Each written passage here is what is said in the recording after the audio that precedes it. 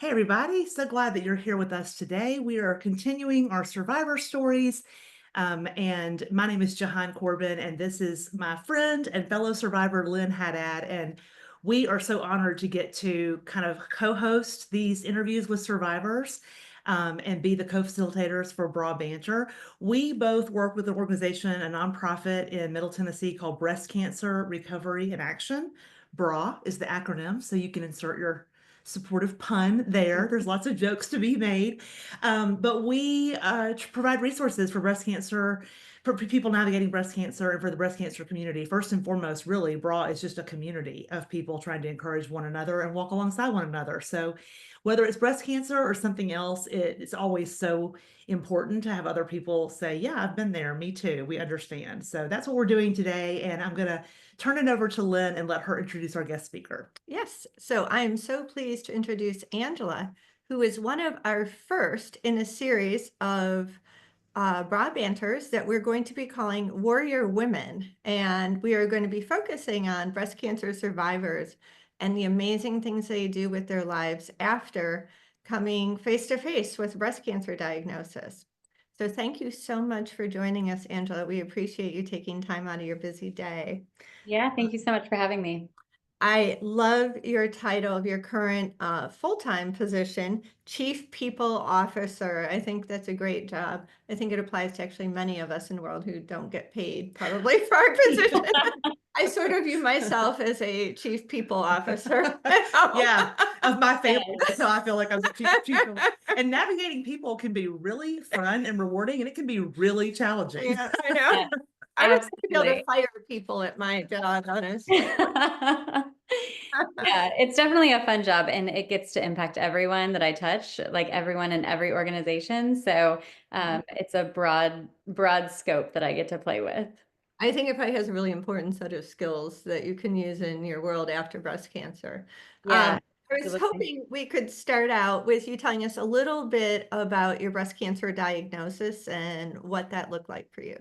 Yeah, absolutely. So I was diagnosed with breast cancer at 34, and it kind of came out of nowhere for me. I thought I was in the healthiest spot in my life, from like a workout standpoint and the way I was eating, and I guess in my adult life. And I found my tumor myself. I had just moved into a new house. First morning that I woke up in my home and found what felt like a grape size lump. And I went and I called my doctor right away that day. They couldn't get me in for some time. And so I asked around to a couple of friends and got into an amazing team here with Dr. Woods here in Nashville. They try to get anyone who calls with like a lump or some type of scare.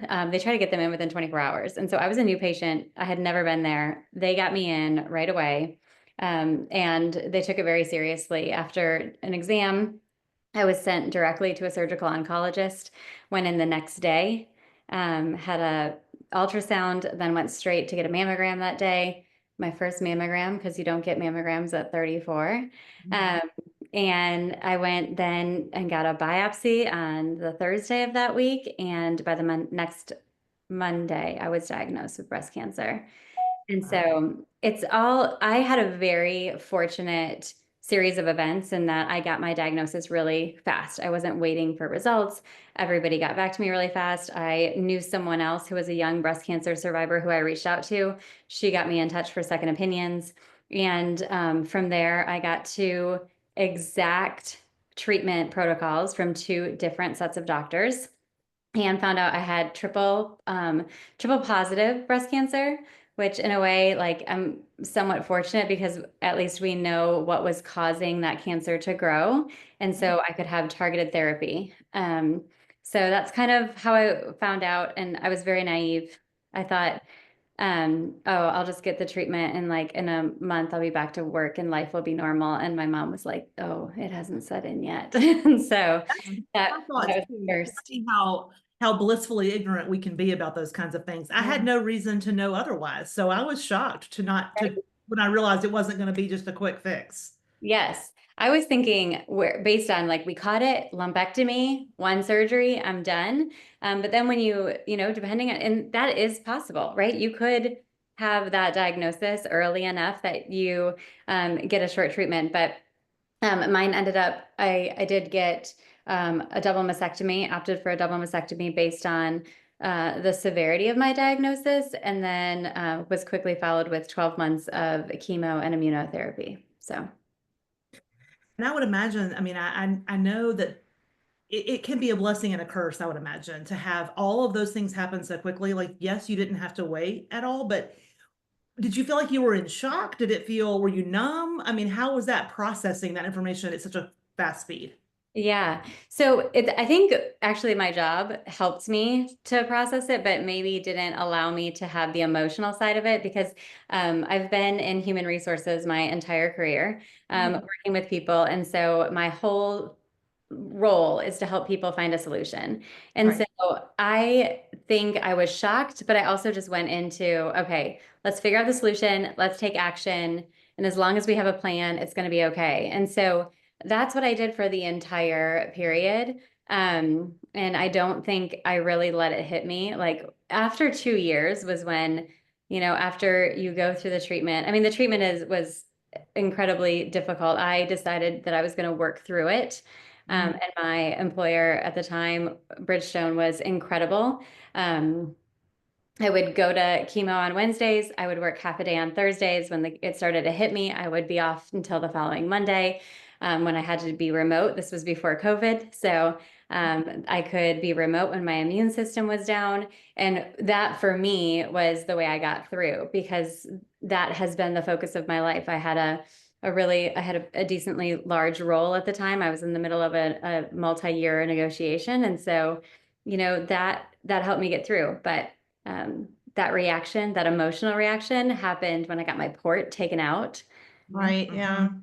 right? And you realize I'm a survivor. Yeah. Yeah. It's a good feeling, but it's also a little scary. You're kind of like, I'm at the end of the road. So what's next? Yes, You exactly. had reached out to a younger breast cancer survivor, right, for advice. Did you have other people in your community?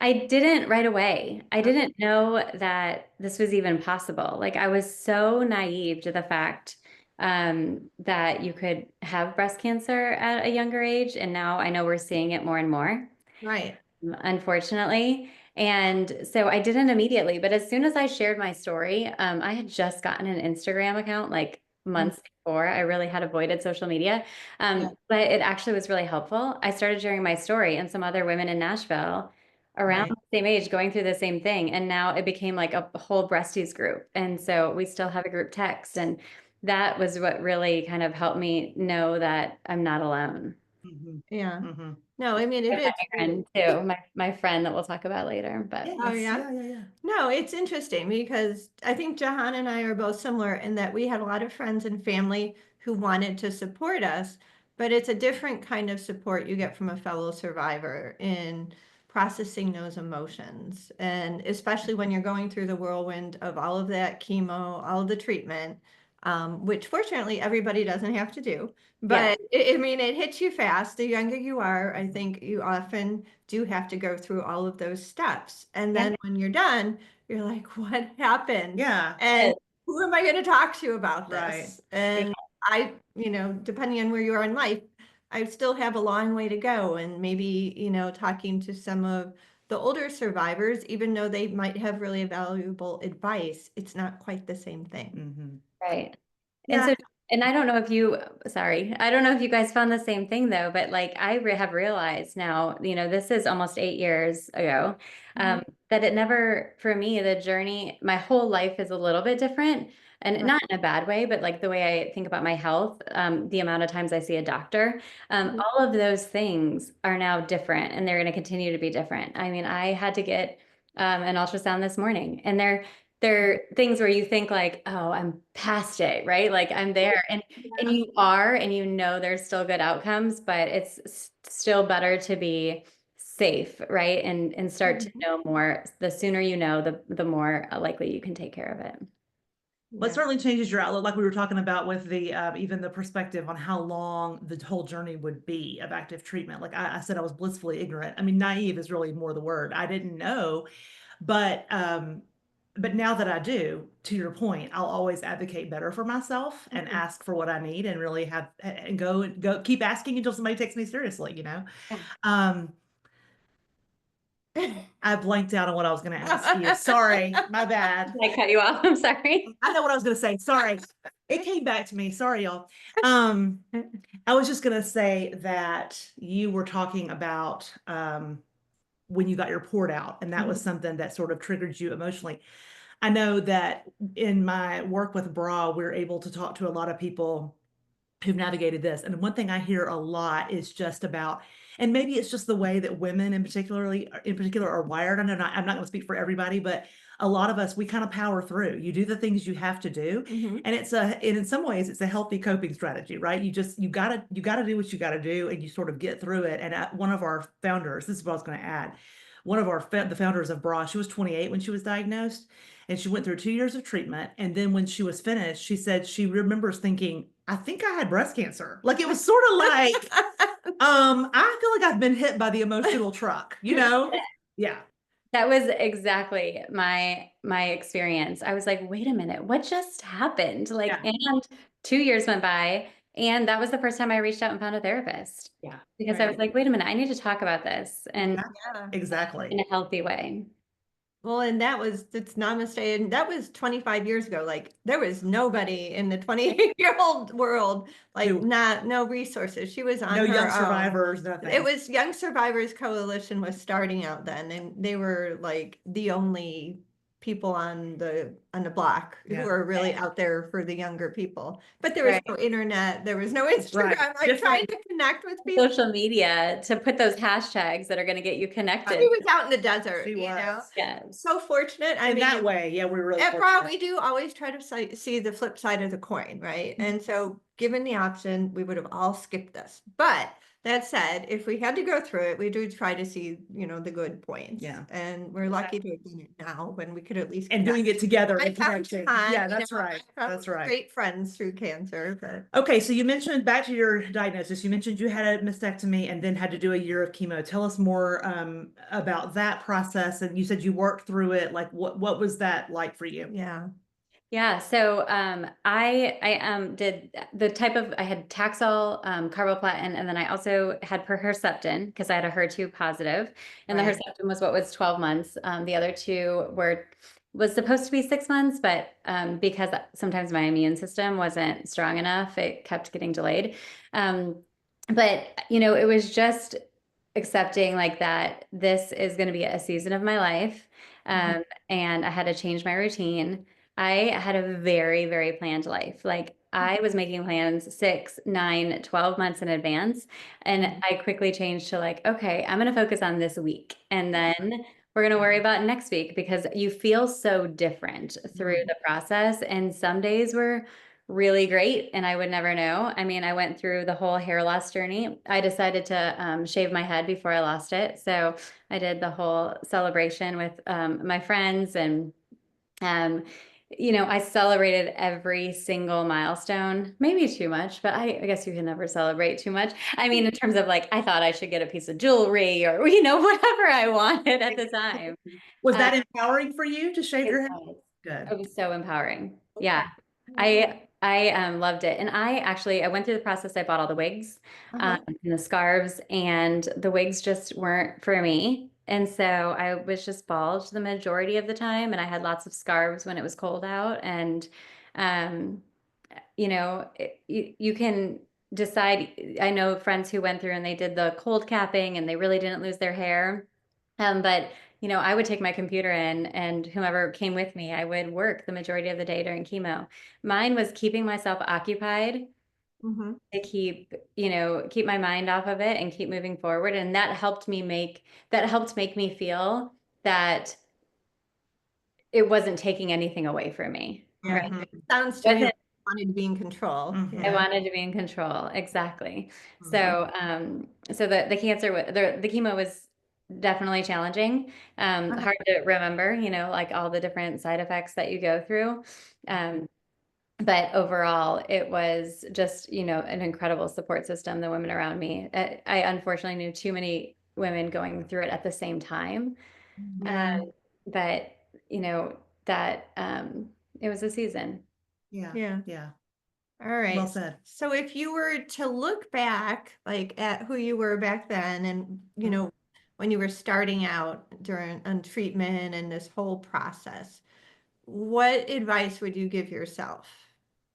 Any thoughts on that? So, well, when I look back at it, I, had always been in a leadership role since I was pretty young in my career. And what this process gave me, which I didn't know it was going to happen, which I'm so grateful for, was it gave me a new level of empathy for other humans. Mm. And especially as being a leader, and a leader of others, to be able to think about every single person is going through something outside of this place, right? They're here to make a living. In some cases, it's what they're passionate about. In other cases, it's not. Right. Like, what the whole process gave me was the gift of empathy, the gift of caring, of patience. And so going, if I gave myself any advice going through the process, was just to give myself a little bit more grace.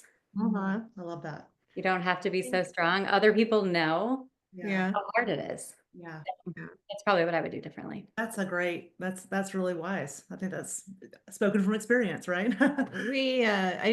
John and I both do small group discussions and lead them for bra groups. And I don't think I've ever gotten through one group where I haven't asked somebody to give herself more grace. I think unilateral across the board. It is. Anybody watching this, give yourself some grace. Yeah. Everybody needs it. And we say like, talk to yourself the way you would speak to your sister or your best friend, right? Yeah. So if you wouldn't be berating your best friend for Whatever. not being productive and sitting on the, Yeah, whatever the narrative it's is. Yeah, okay, just, the house isn't perfect. treating yourself the way, you would treat somebody else. It's really good advice. It's Great. wonderful. Well, Angela, I know you're up to some really exciting things now that part of active treatment is behind you, and we are looking forward to delving more into that on Bra Banter and hearing more about what you're up to. But give us a little summary of what you're doing these days now that you're post-cancer. Yeah. So I still am working in human resources. So I'm a chief people officer at the Gardner School, which it was a significant career, a purposeful career change for me to work for an organization where I deeply care about the deliverables. Not that I didn't in the past, but I have a different sense of purpose with how I spend my time. And also, developing a company called Good, Better, Best.